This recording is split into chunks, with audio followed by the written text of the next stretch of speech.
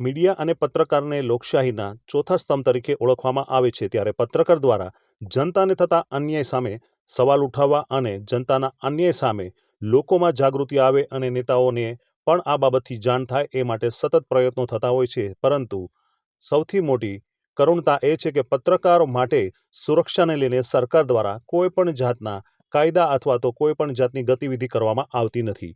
ત્યારે ભાવનગર ખાતે પત્રકાર એકતા પરિષદના ભવ્ય અધિવેશનનું આયોજન કરવામાં આવ્યું હતું. ખાસ કરીને પત્રકારના પરિવારની સુરક્ષાને લઈ તેમજ પત્રકાર જ્યારે રાત દિવસ જનતાના સવાલને લઈને અલગ અલગ તબક્કામાં અલગ અલગ તંત્રના નેતાઓ સાથે અને અધિકારીઓ સાથે મોરચે મંડાતા હોય છે, ત્યારે પત્રકારને વિવિધ પ્રકારની મુશ્કેલીઓનો સામનો કરવો પડતો હોય છે. ત્યારે આ બાબતમાં પત્રકારની વહારે કોઈ પણ વ્યક્તિ આવતું નથી. ત્યારે આ સમગ્ર બાબતને ધ્યાનમાં લઈ પત્રકાર એકતા પરિષદના અધ્યક્ષ શ્રી લાભુભાઈ કાતરોડિયા દ્વારા અને સમગ્ર ટીમ દ્વારા ભાવનગર ખાતે પત્રકાર એકતા પરિષદનું ગત રવિવારના રોજ આયોજન કરવામાં આવ્યું હતું. ભાવનગરના શિવશક્તિ હોલ ખાતે પત્રકાર એકતા પરિષદનું ત્રીજું રાજ્ય સ્તરીય અધિવેશન ભવ્ય અને સફળ રીતે યોજાયું. ભાવનગર સ્ટેટ યુવરાજ શ્રી જયવિરાજસિંહ ગોહિલના અધ્યક્ષસ્થાને યોજાયેલ આ અધિવેશનમાં જિલ્લા કલેક્ટર શ્રી મનીષકુમાર બંસલની વિશેષ ઉપસ્થિતિ રહી હતી. આ અધિવેશનની સફળ પાછળ પત્રકાર એકતા પરિષદ ભાવનગર જિલ્લાના પ્રમુખ શ્રી મિલન કુવાડિયાના સફળ નેતૃત્વ, આયોજન ક્ષમતા અને સતત મહેનતની સર્વત્ર ચર્ચા જોવા મળી હતી. આ કાર્યક્રમના દરેક તબક્કે સુવ્યવસ્થિત આયોજન, મહેમાનોના આદર સત્કારથી લઈ પત્રકારોની સુવિધા સુધીની દરેક વ્યવસ્થા જિલ્લા પ્રમુખ શ્રી મિલન કુવાડિયાની આગેવાનીમાં ભાવનગર ટીમ દ્વારા સફળતાપૂર્વક સંભાળવામાં આવી હતી. આ તકે પત્રકાર એકતા પરિષદના પ્રદેશ અધ્યક્ષ શ્રી લાભુભાઈ કાતરોડિયાએ પોતાના સંબોધનમાં સ્પષ્ટ જણાવ્યું હતું કે ભાવનગરના અધિવેશન જે ઐતિહાસિક સફળતા મળી છે તેમાં જિલ્લા પ્રમુખ મિલન કુવાડિયા અને સમગ્ર ટીમની કામગીરી પ્રશંસનીય છે. તેમની આગેવાનીને કારણે અધિવેશન માત્ર કાર્યક્રમ નહીં પરંતુ સંગઠન માટે પણ એક નવો માઇલસ્ટોન બન્યું હોવાનું જણાવ્યું હતું. અધિવેશનમાં પ્રદેશ અધ્યક્ષ શ્રી લાભુભાઈ કાતરોડિયાએ આગામી એક વર્ષમાં ગુજરાતના 34 જિલ્લાઓમાં પત્રકારોને ₹10 લાખનું વીમા કવચ પૂરું પાડવા રાજ્યવ્યાપી અભિયાનની શરૂ કરવાની મહત્વપૂર્ણ જાહેરાત કરી હતી. ઉલ્લેખનીય છે, સરકાર દ્વારા પત્રકારોને રક્ષા માટે કોઈ પણ જાતના કદમ ઉઠાવવામાં આવતા નથી, ત્યારે પત્રકાર એકતા પરિષદ દ્વારા આ જાહેરાત છે એ પત્રકારો માટે ખૂબ જ સારી એવી લાભદાયક બની રહેશે. આ સાથે જ સભ્ય નોંધણી, ઓળખ કાર્ડ અને રેકોર્ડ આધારિત સંપૂર્ણ સંગઠન રચવાની દિશામાં પણ મજબૂત પહેલ કરવામાં આવી હતી.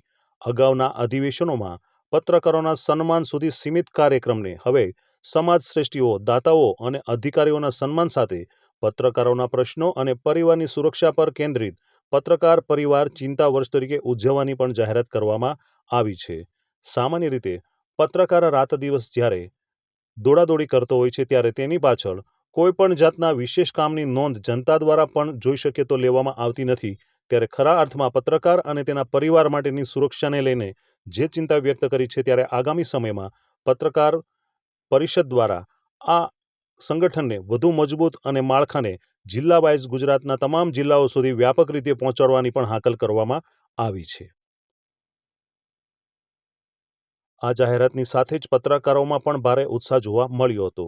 સમગ્ર કાર્યક્રમમાં ભાવનગર સ્ટેટ યુવરાજ શ્રી જયવિરાજસિંહ ગોહિલ, જિલ્લા કલેક્ટર શ્રી મનીષકુમાર બંસલ, ભાવનગર મેયર ભરતભાઈ બારડ, પ્રદેશ અધ્યક્ષ શ્રી લાભુભાઈ કાતરોડિયા, ભાવનગર જિલ્લા પ્રમુખ શ્રી મિલન કુવાડિયા, કુલદીપસિંહ ગોહિલ, કે ગોહિલ, લાલભા ગોહિલ સહિત પ્રદેશ, જિલ્લા અને ઝોનના વિવિધ હોદ્દેદારો, સ્ટેટ મહિલા વિંગ અને યુવા વિંગના આગેવાનો, ઉદ્યોગપતિઓ, દાતાઓ, સમાજ શ્રેષ્ઠીઓ અને રાજ્યના વિવિધ જિલ્લાઓમાંથી આવેલ પત્રકાર પ્રતિનિધિઓ બહોળી સંખ્યામાં ઉપસ્થિત રહ્યા હતા. સ્ટેટ યુવરાજ શ્રી જયવિરાજસિંહ ગોહિલે ફરી અધ્યક્ષપદ સ્વીકારતા આવતા વર્ષનું અધિવેશન ભાવનગરના ઐતિહાસિક નીલમબાગ પેલેસ ખાતે યોજાશે તેવી યજમાનપદની જાહેરાત કરતા સમગ્ર હોલ તાળીઓથી ગુંજી ઉઠ્યો હતો. જિલ્લા કલેક્ટર શ્રી મનીષકુમાર બંસલે હળવા અને સહજ અંદાજે સમાજ જીવનના દ્રષ્ટાંતો સાથે વાત કરી હતી, જેના કારણે મંચ પર પ્રશાસન અને પત્રકારત્વની સુંદર સહજતા જોવા મળી હતી. મહિલા વિંગ દ્વારા યુવરાજશ્રીનું સન્માન કરવામાં આવ્યું હતું, તેમજ સંગઠનના વરિષ્ઠ આગેવાનોનું સ્મૃતિભેટ સાથે સ્વાગત કરાયું હતું.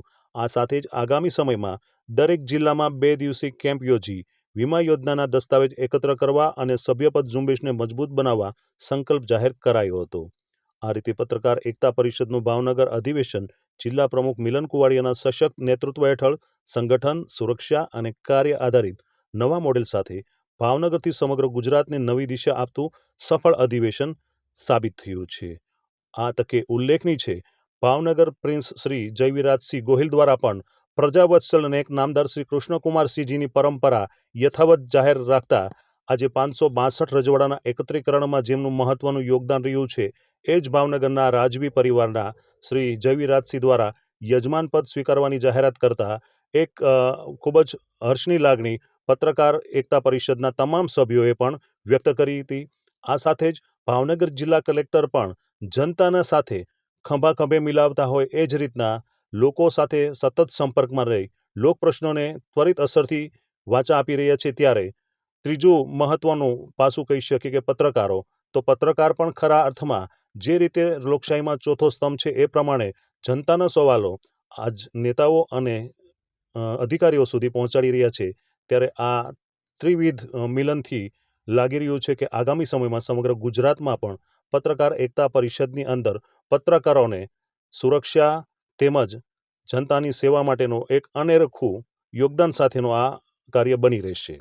અંતમાં આ સમગ્ર કાર્યક્રમની આભાર વિધિ નીતિન ઘેલાણી દ્વારા કરવામાં આવી હતી.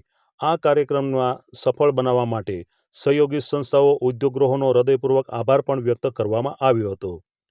આ તકે Sheth brothers, Bhavnagar district cooperative bank, Gramin bank, Shivshakti hall, Maruti builders, Sumitomo company અને અલંગ એસોસિએશન શિપબ્રેકિંગ ગ્રુપ તેમજ મધુ શ્રીલંકા આ તમામના સહયોગથી પત્રકાર એકતા પરિષદ ભાવનગર અધિવેશન સફળતાના નવા માઇલસ્ટોન પર પહોંચ્યું છે.